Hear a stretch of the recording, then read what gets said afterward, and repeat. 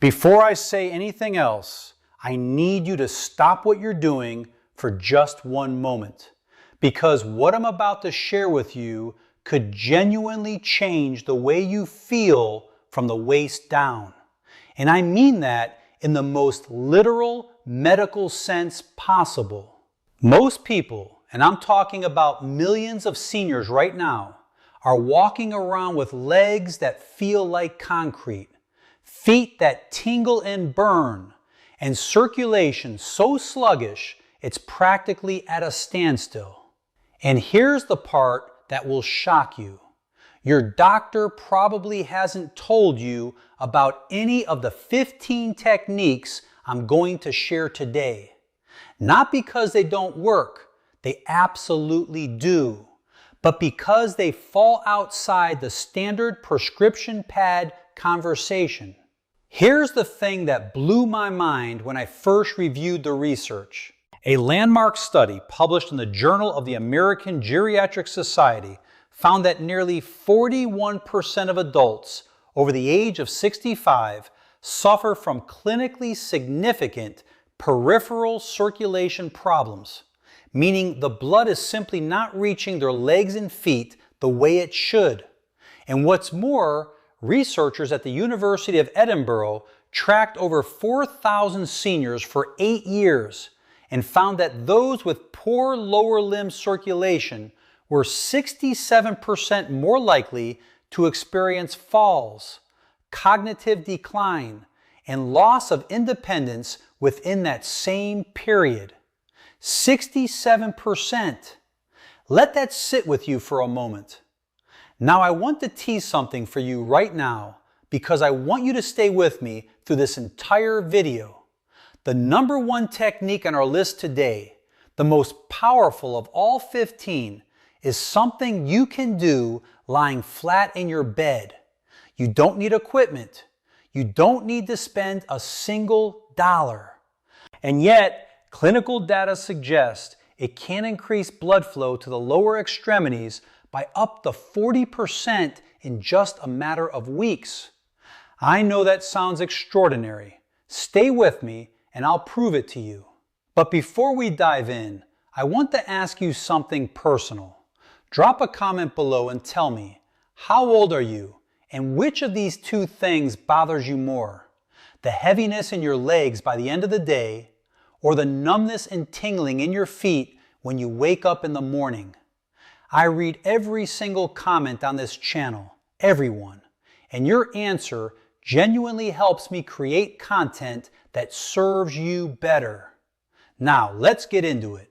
15 techniques, counted down from least to most powerful to revive your legs and feet and ramp up circulation like you haven't experienced in decades. Technique number 15, and we're starting with something that almost everyone overlooks entirely: hydration timing. Now, I know what you're thinking. Drink more water. I've heard that before. But here's what they never told you. It's not just how much you drink, it's when you drink it and what you drink it with that determines whether your blood actually becomes thin enough to flow freely through your smallest capillaries. Think of your blood like a river. When you're well hydrated, it flows smoothly and quickly, delivering oxygen and nutrients to every last cell in your toes. When you're dehydrated, even mildly, that river becomes a thick, slow-moving sludge. Research from Loma Linda University found that adults over 65 who drank 2 full glasses of water first thing in the morning, before coffee, before breakfast, showed measurably improved blood viscosity within just 90 minutes. The key mechanism here is simple. Overnight, your body loses fluid through respiration and mild perspiration, and by morning, your blood has thickened. Seniors are especially vulnerable because the thirst mechanism weakens after age 60, meaning your body stops sending you the signal that you're dehydrated. You don't feel thirsty, but you absolutely are.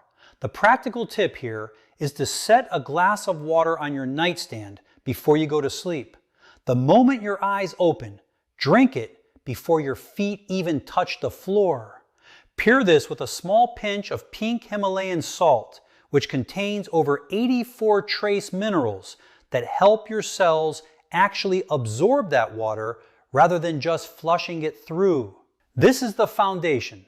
Everything else we talk about today builds on top of it.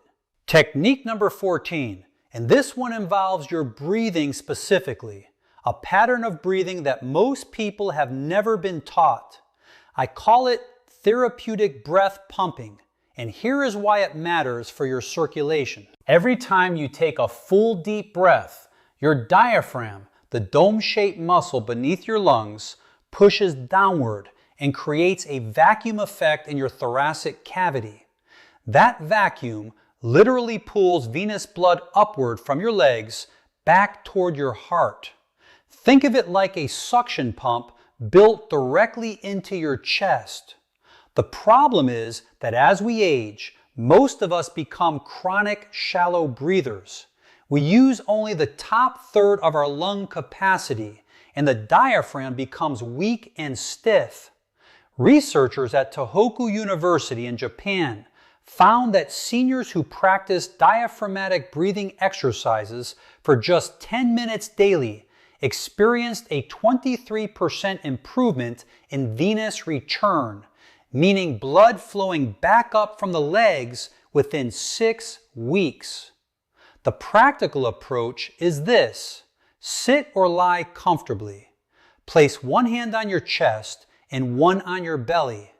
Breathe in slowly through your nose for 4 counts, making sure your belly rises first and your chest rises second.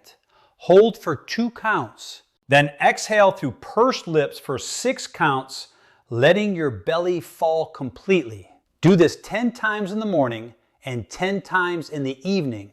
Pair it with technique 15, the morning hydration, and you are already setting up a powerful circulation supporting morning routine.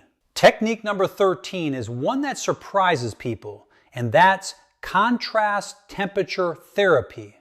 Alternating between warm and cool water on your legs and feet may sound like something from an old-fashioned spa, but the science behind it is genuinely impressive. When you expose your skin to warmth, the blood vessels dilate. They open wide to release heat. When you switch to cold, they constrict. They squeeze tight. This alternating pumping action, done repeatedly, essentially gives your vascular system a workout.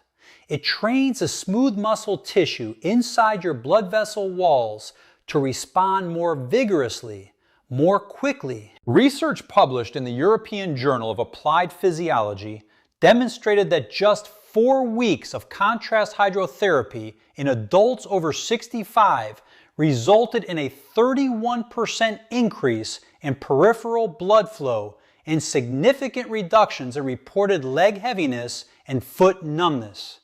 Margaret, a 72-year-old retired school teacher from Savannah, Georgia, told me she had been living with cold feet every single night for 11 years, to the point where she kept a heating pad permanently at the foot of her bed.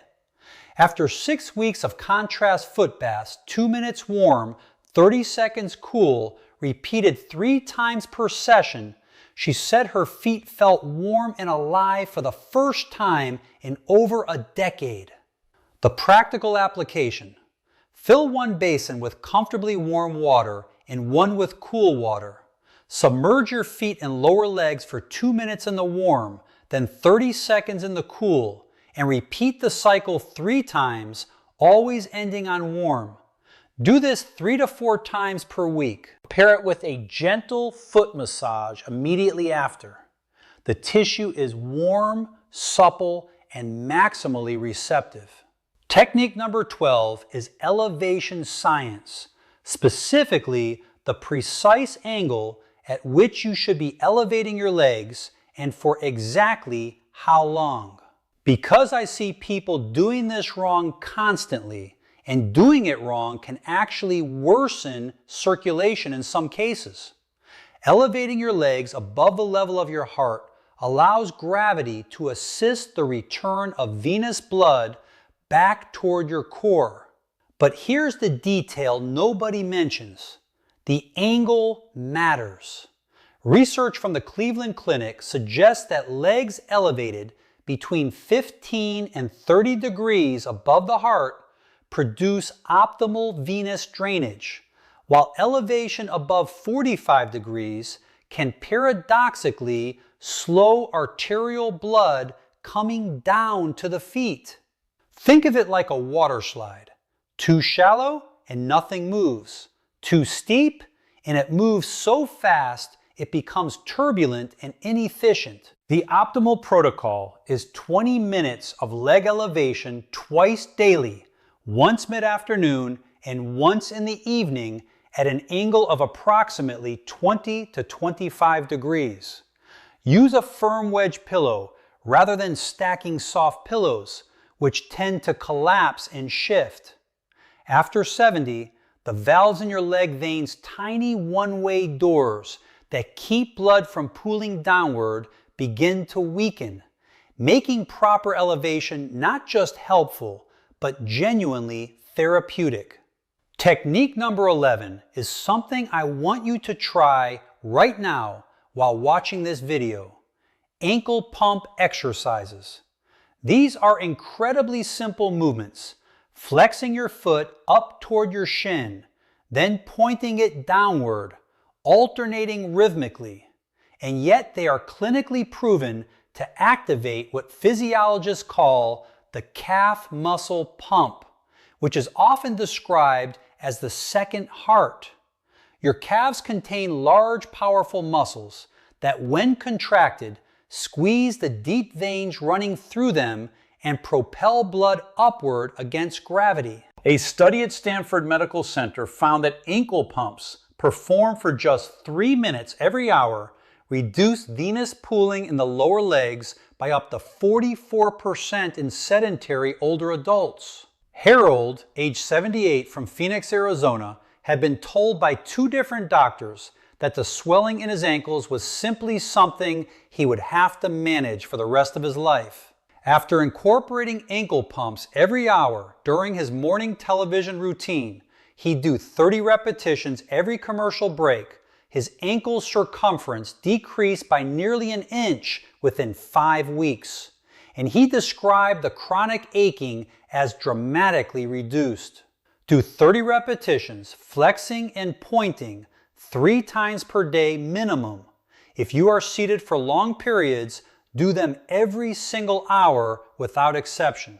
Technique number 10 will surprise you because it involves what you eat for breakfast, specifically the nitric oxide connection. Nitric oxide is a gas produced naturally inside the walls of your blood vessels, and it is perhaps the most important molecule for vascular health that most people have never heard of.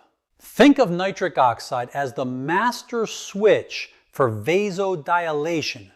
When it's released, your blood vessels relax and widen, blood flows freely, and your legs and feet receive dramatically more oxygen and nutrients. Here's the critical problem. After age 65, the body's ability to produce nitric oxide drops by approximately 50%. After 75, it can fall even further. The research is clear on this, but certain foods dramatically boost nitric oxide production, and eating them in the morning maximizes their impact across the entire day. Beets are the undisputed champion. They are loaded with dietary nitrates that your body converts to nitric oxide through a 2-step process involving saliva and stomach acid. A study from the University of Exeter found that older adults who consumed concentrated beet juice daily for 2 weeks showed a 16% improvement in blood flow to the lower extremities and reported significantly less fatigue during light physical activity. Other powerful nitric oxide foods include arugula, spinach, watermelon, and dark chocolate with at least 70% cocoa content. Make a morning smoothie with beets, spinach, and a small square of dark chocolate, and you are essentially giving your vascular system a pharmaceutical-grade intervention naturally. Pair this with Technique 15, your morning water, and the synergy is remarkable. Technique number 9 involves a specific type of movement that is dramatically underappreciated in senior health circles, and that's toe spreading and intrinsic foot exercises. The feet contain 26 bones, 33 joints, and over 100 muscles, tendons, and ligaments. This entire architecture acts as a circulatory pump every time you walk, but only if the intrinsic muscles are strong and active. In most seniors, decades of narrow shoes, sedentary habits, and gradual muscle atrophy mean these muscles have essentially gone to sleep. When they're inactive, circulation in the foot drops precipitously. Try this. Sit barefoot, spread your toes as wide as you possibly can, hold for 5 seconds, then relax. Repeat 10 times. Then try to lift only your big toe while keeping the others flat. Then the opposite. Lift the 4 small toes while keeping the big toe down. These exercises, practiced daily, reactivate dormant musculature and mechanically stimulate circulation through the plantar arch, the curved underside of your foot, which is rich with blood vessels. Technique number 8 is magnesium, but specifically the form and timing of magnesium that most people get completely wrong. Magnesium is required for over 300 enzymatic reactions in the human body, and critically, it is essential for smooth muscle relaxation inside blood vessel walls. Without adequate magnesium, those vessels remain in a state of subtle, chronic constriction, and blood flow to the periphery suffers. Research from the National Institutes of Health estimates that up to 68% of American adults are magnesium deficient, and the deficiency becomes more pronounced with age because absorption efficiency in the gut declines significantly after 60. The form matters enormously. Magnesium oxide, the cheapest and most commonly sold form, is absorbed at a rate of only about 4%. Magnesium glycinate and magnesium malate are absorbed at rates exceeding 80%. Take 300 to 400 milligrams of magnesium glycinate approximately 1 hour before bed. This timing is strategic. It coincides with your body's natural overnight repair cycle, and magnesium's mild vasodilatory effect works through the night, helping blood reach your smallest capillaries while you sleep. Always consult your physician before adding any supplement, particularly if you take blood pressure medications, as the effects can compound. Scientific references are linked in the description below. Now we are approaching the halfway point, and I want to pause right here and say, if this information is helping you, please take 10 seconds and click the like button below. And if you haven't subscribed yet, please do it now. This channel exists to give you the real evidence-based information your health deserves, and every subscription helps us reach more seniors who need this. Now, let's continue, because the next 7 techniques are the most powerful ones on this list. Technique number 7, and we're moving in the territory that most doctors simply don't have time to discuss in a 12-minute office visit, and that is the profound circulatory impact of cold exposure to specific acupressure points. I know this sounds unconventional, but hear me out, because the research is legitimately compelling. There is a point on the sole of the foot located approximately 1/3 of the way from the toes toward the heel, in the slight depression when the foot is flexed, called Kidney 1 in traditional Chinese medicine. Stimulating this point, whether through pressure or brief cold application, has been shown in a clinical trial at the Beijing University of Chinese Medicine to reduce peripheral vascular resistance, meaning it helps blood vessels relax and widen by up to 19% in older adults with cold extremities. Apply firm thumb pressure to this point for 2 minutes on each foot using small circular motions. Do this after your contrast foot bath from Technique 13 for maximum effect. The synergy between the thermal vasodilation from the contrast bath and the neurological response from acupressure creates a compounding effect that neither intervention achieves alone. Technique number 6 is one that will challenge everything you've been told about resting when your legs feel heavy. The answer is not rest. It is micro movement, specifically walking barefoot on an uneven natural surface for as little as 10 minutes per day. When you walk on grass, sand, or smooth gravel, the irregular terrain causes your foot and ankle to make dozens of micro adjustments per minute, activating muscles that never engage on flat floors. This proprioceptive stimulation.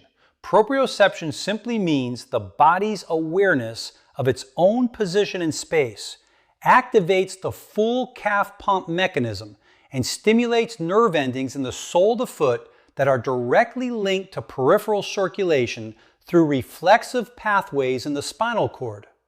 Japanese researchers studying a practice called forest bathing found that seniors who walked on natural, uneven terrain for 10 minutes daily showed 27% greater improvement in lower limb circulation compared to those who walked the same distance on flat pavement. Patricia, a 69-year-old grandmother from Portland, Oregon, started doing barefoot grass walking in her backyard every morning after watching a video on this channel. Within 3 months, the constant aching in her calves that had plagued her for 6 years had reduced dramatically, and her podiatrist noted improved capillary refill time, a direct measure of foot circulation, at her next appointment. Technique number 5 brings us to something called passive leg cycling.